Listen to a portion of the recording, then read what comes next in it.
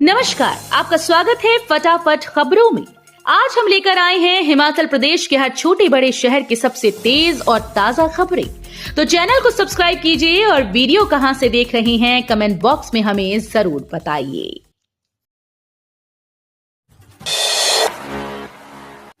CM Sukhu बोले, आगामी budget में विशेष बच्चों के कल्याण के लिए नई योजना लाएगी सरकार।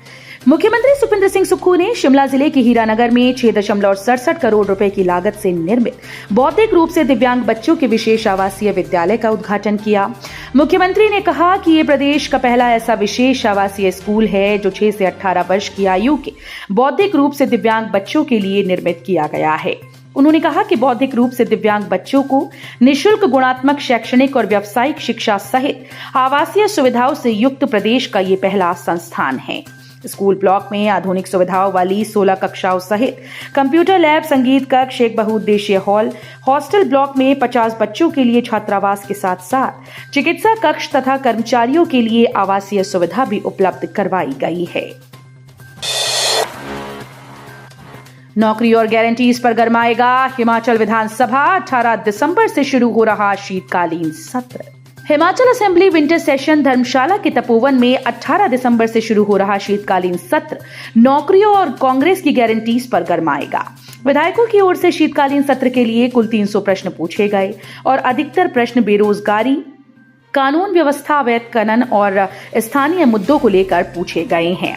विधायकों द्वारा पूछे गए प्रश्नों में कांग्रेस के घोषणा पत्र और गारंटीज को लेकर भाजपा विधायकों ने पूछा कि आखिर कितनी गारंटीज पूरी हुई और कितने लोगों को इसका लाभ पहुंचा है। बीजेपी नेता दिल्ली जाकर रुकवा रहे सुक्खू सरकार के प्रोजेक्ट। उद्योग मंत्री बोले, हिमाचल में कभी सफल नहीं होगा ऑपरेशन लोटस। हिमाचल में भारतीय जनता पार्टी को विपक्ष का सकारात्मक रोल निभाना चाहिए, मगर भाजपा यहां पर नकारात्मक रोल निभा रही है। हिमाचल भाजपा के नेता दिल्ली जाकर प्रदेश सरकार के प्रोजेक्ट की राशि रुकवा रहे हैं। ये उद्गार नाहन में पत्रकारों को संबोधित करते हुए उद्योग मंत्री हर्षवर्धन चौहान ने कहे। हर्षवर्धन चौहान ने पत्रकार वार्ता में कांग्रेस सरकार के 2 वर्षों के कार्यकाल तथा विकास कार्यों की जानकारी दी। बीट बिलिंग घाटी में अब माउंटेन बाइकिंग की तैयारी। वन क्षेत्र में माउंटेन बाइकिंग के लिए ट्रैक चिन्हित। पैराग्लाइडिंग के लिए विश्व भर में प्रसिद्ध बीट बिलिंग घाटी में अब माउंटेन बाइकिंग की तैयारी है। पैराग्लाइडिंग के साथ साथ साइकिलिंग के लिए भी ये स्थान पहचान बना रहा है। अब इस घाटी में माउंटेन बाइकिंग करवाई जाएगी। शरद ऋतु के पश्चात यहाँ माउंटेन बाइकिंग इवेंट आयोजन को लेकर पर्यटन विभाग के द्वारा ताना बाना बुना जा रहा है। बताया जा रहा है कि वन क्षेत्र में माउंटेन बाइकिंग के लिए ट्रैक चिन्हित किया गया। लगभग 8 से 10 किलोमीटर इस ट्रैक को माउंटेन बाइकिंग के लिए उपयुक्त बताया जा रहा है।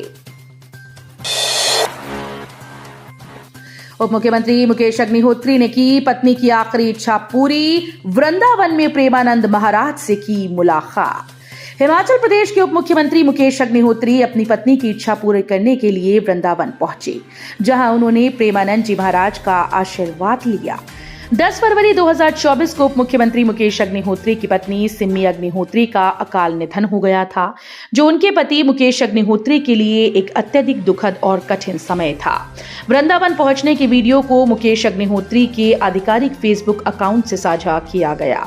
उन्होंने उप मुख्यमंत्री मुकेश अग्निहोत्री को संस्कृत भाषा में भागवत का पाठ करवाने की सलाह दी। कहा गया कि संस्कृत का ज्ञाता पूर्ण निष्ठा के साथ भागवत पाठ को पूरा करेगा। भागवत पाठ सुनने के लिए मुकेश अग्निहोत्री से कहा गया। प्रेमानंद जी महाराज ने कहा कि संस्कृत में भागवत के पाठ से उन्नति होगी। 141 कॉलेजेस को पछाड़कर सिर्फ रैंकिंग में हमीरपुर कॉलेज प्रथम। नेताजी सुभाष चंद्र बोस स्मारक राजकीय महाविद्यालय हमीरपुर ने प्रदेश भर में राज्य संस्थान रैंकिंग फ्रेमवर्क SIRF में प्रथम स्थान हासिल कर उपलब्धि अर्जित की। हमीरपुर महाविद्यालय ने इस रैंकिंग में भाग लेने वाले 141 कॉलेजेस को पछाड़कर ये मकाम हासिल किया। महाविद्यालय के प्राचार्य डॉक्टर प्रमोद सिंह पटियाल ने बताया कि महाविद्यालय ने इस रैंकिंग में अधिकतम 1100 अंकों में से 1019 अंक हासिल किए हैं, जो कि शैक्षिक गुणवत्ता, बुनियादी ढांचे, संकाय की गुणवत्ता और समग्र संस्थागत प्रदर्शन के पैमाने के आधार पर दिए गए हैं। सोलन में सुक्खू सरकार का पुतला जलाने पर भाजपा कार्यकर्ता और पुलिस में धक्का मुक्की, नहीं थी अनुमति। सोलन में सुक्खू सरकार का पुतला जलाने को लेकर पुलिस और भाजपा कार्यकर्ताओं में सोमवार को धक्का मुक्की हुई। भाजपा प्रदेश अध्यक्ष डॉक्टर राजीव बिंदल व सांसद सुरेश कश्यप की अगुवाई में भाजपा ने कांग्रेस सरकार के 2 साल के जश्न के खिलाफ सोलन की मुरारी मार्केट में प्रदर्शन किया। मुरारी मार्केट में भाजपा नेता एक और धरने को संबोधित कर रहे थे। इसी बीच कुछ कार्यकर्ताओं ने सुक्खू सरकार का पुतला जलाने की तैयारी कर ली। एक पुतला पुलिस कर्मियों ने छुड़ा लिया और उसे लेकर वहां से कर्मी जाने लगे कि भाजपा ने पुलिस का ध्यान बचाकर दूसरी तरफ दूसरा पुतला जला दिया। परवाणु से 98% चूल्हा उद्योगों ने किया पलायन। हिमाचल प्रदेश के औद्योगिक क्षेत्र परवाणु से चूल्हा उद्योगों का अस्तित्व पूरी तरह से खत्म हो गया है। देश को 60% चूल्हा उपलब्ध करवाने वाले क्षेत्र में अब केवल 2 उद्योग रह गए। कारण यह है कि 2015 के बाद से अब तक प्रदेश को औद्योगिक पैकेज नहीं मिल पाया। कोरोना के बाद हालात और खराब हो गए। ऐसे में परवाणु में लगे 98% चूल्हा उद्योग दूसरे राज्यों में पलायन कर चुके हैं। आलम यह है कि इस ओर किसी ने ध्यान नहीं दिया। ये चूल्हा उद्योग गुजरात, पंजाब समेत अन्य राज्यों में स्थापित हो गए हैं। प्रदेश में बिजली की महंगी दरों के कारण सबसे पहले चूल्हा उद्योगों ने यहां से पलायन शुरू किया।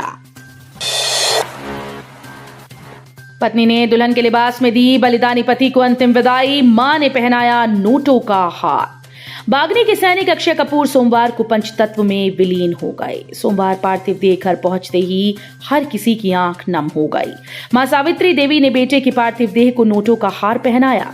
जवान की पत्नी रिया कपूर रोती बिलखती बाहर आई तो पार्थिव देह को देखकर बेसुध हो गई। रिया ने दुल्हन के लिबास में पति को अंतिम विदाई दी। बहन अंतिम यात्रा में शामिल लोगों से अपने भाई को सल्यूट करने और भारत माता व अक्षय अमर रहे के नारे लगाने के लिए कहती रही। सरकारी स्कूल्स के लिए छुट्टियों का संभावित शेड्यूल जारी, 15 दिन के भीतर मांगे सुझाव। हिमाचल प्रदेश शिक्षा विभाग ने ग्रीष्मकालीन व शीतकालीन अवकाश वाले सरकारी स्कूल के लिए शैक्षणिक सत्र 2025-26 का छुट्टियों का संभावित शेड्यूल जारी कर दिया। इसके अनुसार सरकारी स्कूल में अब मौसम के हिसाब से जिला उपायुक्त 47 छुट्टियां तय करेंगे। 15 दिनों के भीतर शिक्षकों, अभिभावकों और विद्यार्थियों से इस बाबत सुझाव और आपत्तियां मांगे गए हैं। राष्ट्रीय सीनियर कुश्ती में हिमाचल ने जीते 4 पदक, राष्ट्रीय खेलों के लिए क्वालिफाई। राष्ट्रीय सीनियर कुश्ती प्रतियोगिता में हिमाचल के पहलवानों ने 4 पदक जीते। पहलवानों ने पदक जीतने के साथ साथ राष्ट्रीय खेलों के लिए भी क्वालिफाई कर लिया। भारतीय कुश्ती संघ की ओर से सीनियर कुश्ती प्रतियोगिता बेंगलुरु, कर्नाटक में 6 से 8 दिसंबर तक करवाई गई।